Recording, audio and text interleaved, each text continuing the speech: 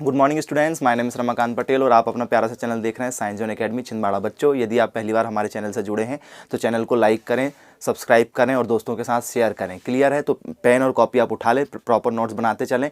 हमारा चैप्टर क्या चल रहा है? खरीफ की फसलें। तो उसमें आज का टॉपिक हमारा क्या है? मूंग। मूंग को क्या बोलते हैं? मूंग भी बोलते हैं कुछ लोग, ठीक है। उसका मतलब क्या होता है? कोरिएंडर होता है, या तो फिर कुछ लोग क्या बोलते हैं उसको, ठीक है, मंगवीन भी बोलते हैं। क्लियर हो गया?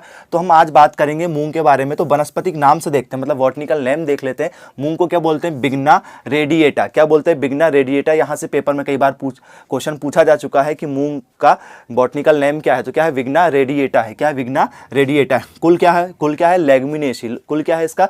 लेग्यूमिनोसी कुल है। फिर उसके बाद में देखते हैं गुणसूत्र संख्या। गुणसूत्र संख्या मतलब क्रोमोसोम क्या होते हैं? 2n = 24। 2n = क्या होते हैं? 24। क्लियर हो गया? अब देखते हैं उत्पत्ति स्थान। तो उत्पत्ति स्थान भारत में ही है। मूंग का उत्पत्ति स्थान कहाँ पर है? भारत है। मूंग का उत्पत्ति स्थान क्या है? भारत है।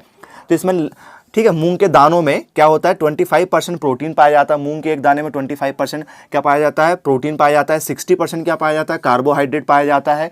60% क्या पाया जाता है? कार्बोहाइड्रेट पाया जाता है। और 1.3% क्या पाया जाता है? वसा पाया जाता है, मतलब फैट की मात्रा पाई जाती है। अब देखते हैं कि जड़ों में क्या पाया जाता है? राइजोबियम पाया जाता है। जड़ों में क्या पाया जाता है?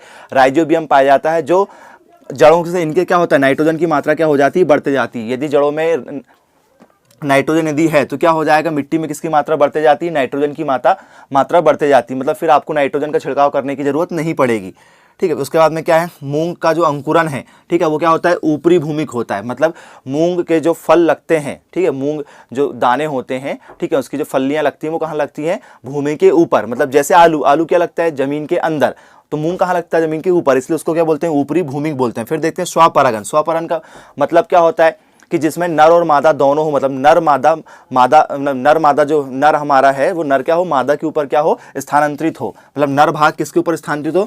मादा भाग पर के ऊपर स्थानांतरित हो, उसको क्या बोलते हैं? स्वपरागन। मतलब इसमें नर और मादा दोनों होंगे। क्लियर हो गया? अब देखते हैं ग्रीष्मकालीन मूंग की उपज जो होती है वो क्या होती है? हमारी वर्षाकालीन मूंग की अपेक्षा क्या होती है? ज्यादा होती है। मतलब यदि आपसे कोई पूछे कि वर्षा में मूंग ज्यादा होती है वर्षा के समय में या गर्मी के समय में, तो गर्मी के समय में ज्यादा होती है। और एक और बात, जो मूंग है वो क्या होती है? वर्ष भर लगाने वाली फसलें, वर्ष भर लगती है ना?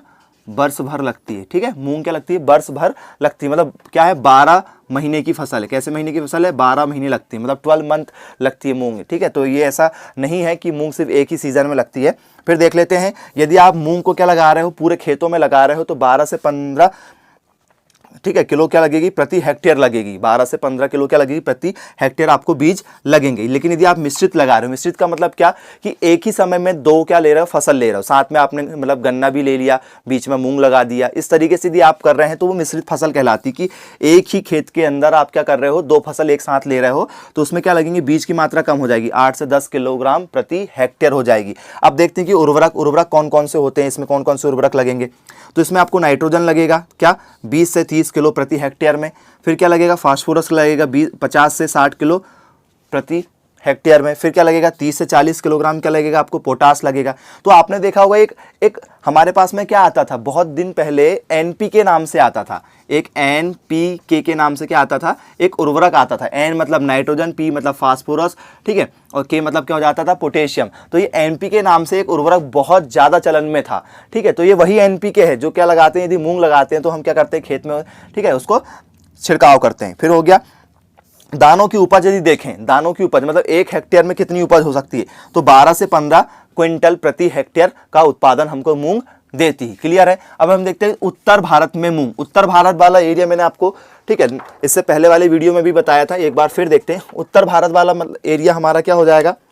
कि ये वाला एरिया मतलब मध्य प्रदेश से ऊपर वाला ये एरिया जो है हमारा क्या? उत्तर प्रदेश, ठीक है, उत्तराखंड, हरियाणा, पंजाब, हिमाचल प्रदेश। उसके बाद में हमारा जम्मू कश्मीर वाला जो एरिया है, तो ये वाला जो हमारा एरिया है, क्लियर हो गया? उत्तर भारत वाला एरिया। इस एरिया में क्या होता है? ठीक है, हमको क्या करना पड़ता है? जो लगाने का समय है मूंग को वो क्या है? 15 फरवरी से 15 अप्रैल के बीच में लगाई जाती है। मतलब उत्तर भारत में जो मूंग लगाने का समय है वो 15 फरवरी से 15 अप्रैल के बीच में है। क्लियर हो गया क्या? अब देखते हैं मूंग में पहली सिंचाई जो होती है, ठीक है, वो कितना करना चाहिए? तो वो 20 से 25 DAS के रूप में करना चाहिए। क्लियर हो गया? फिर हम देखते हैं बसंत काल में। बसंत काल में क्या होता है कि गन्ने व मूंग की जो दूरी होती है वो कितनी रखना चाहिए? तो जो हम लोग कूड़ बनाते हैं या जो घाड़ बनाते हैं तो लगभग मतलब 30 सेंटीमीटर। यहाँ यदि एक गन्ना लगा हुआ है, ठीक है, यहाँ क्या लगा हुआ है, एक गन्ना लगा हुआ है।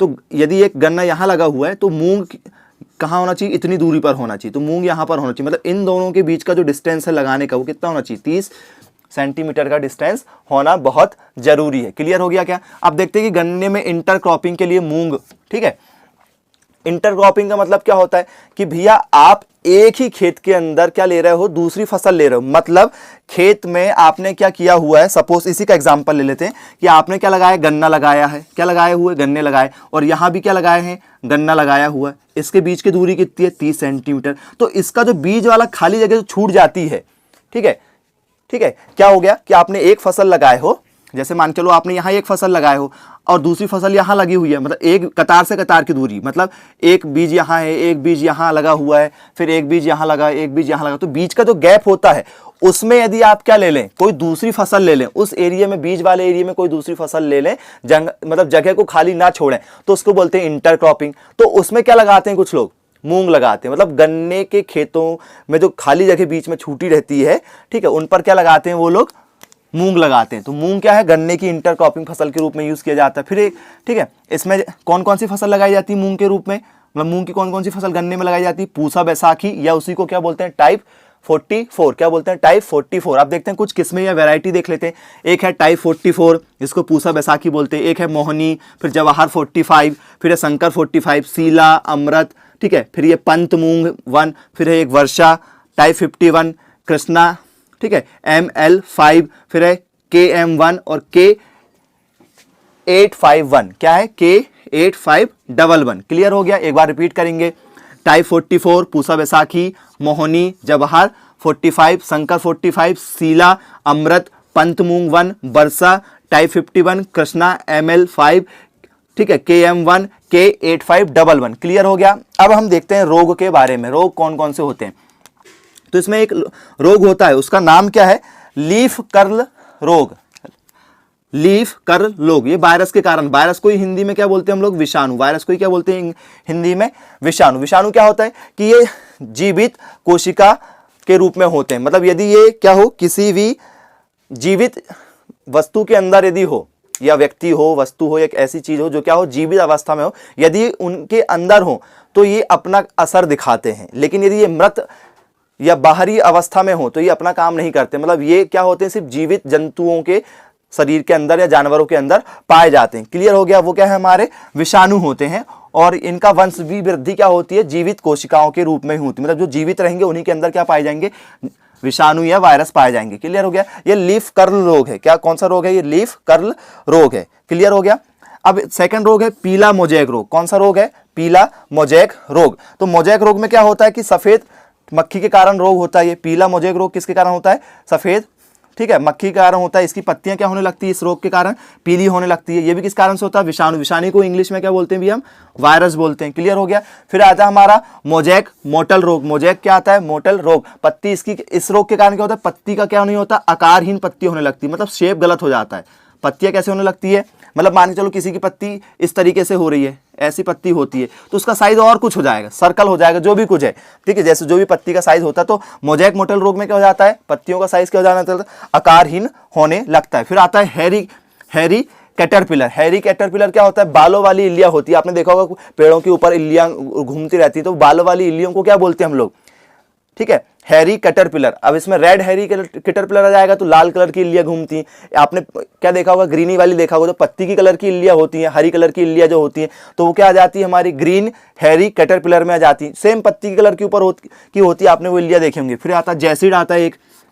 जैसिड के बाद में क्या आता है, लीफ हावर कीट। लीफ हावर कीट क्या होता है, हाफर कीट क्या होता है, तो आपने नाम से आ रहा, लीफ मतलब पत्तियां, तो मतलब जो घास, झाड़ियां, पेड़ पौधों की पत्तियों वगैरह के रस को चूसते हैं। रस को चूसने वाले जो होते हैं, और सिर्फ पत्ती मतलब हरे रंग के ज्यादातर दिखाई देते हैं वो लोग, ठीक है। तो क्या होते हैं, लीफ हाफर कीट होते हैं, जो क्या करते हैं, रस चूसते हैं। तो लीफ हावर कीट रस चूसने वाले हो जाते हैं, ठीक है। जैसिड क्या काम करता है, ये भी एक कीड़े के रूप में काम करता है। फिर हैरी कैटरपिलर क्या हो जाता है, हैरी कैटरपिलर क्या हो जाता है कि बालों वाली इल्लियां होती हैं। फिर मोजैक मोटेल रोग क्या हो जाता है, मोजैक मोटेल रोग क्या हो जाता है, हमारा पत्ती आकारहीन कर देता है। फिर पीला मोजैक रोग क्या होता है, पत्तियों का जो कलर होता है वो क्या होने लगता है, पीला होने लगता है स्टार्टिंग से ही। फिर लीफ कर्ल रोग आता है, ठीक है, लीफ क्या होने लगती है, कर्ली होने लगती है। तो ये भी किस कारण से होते हैं, वे वायरस के कारण से होते हैं। क्लियर, आपको बहुत अच्छे से शायद मुझे लगता है कि मूंग समझ में आया होगा। ये खरीफ फसल में, ठीक है, बोया जाने वाला एक क्या है, हमारी फसलें हैं। तो thank you for watching this video, have a nice day.